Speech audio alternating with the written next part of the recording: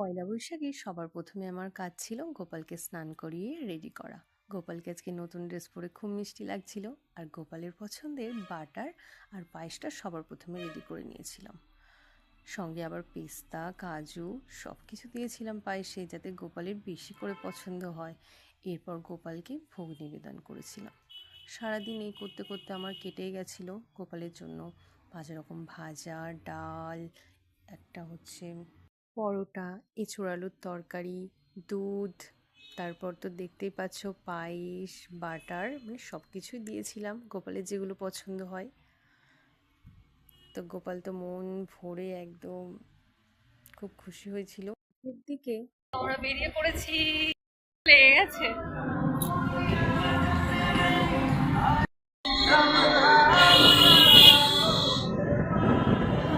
বাসন্তী পুজো বলে মনেই হচ্ছে না, মনে হচ্ছে দুর্গাপুজো।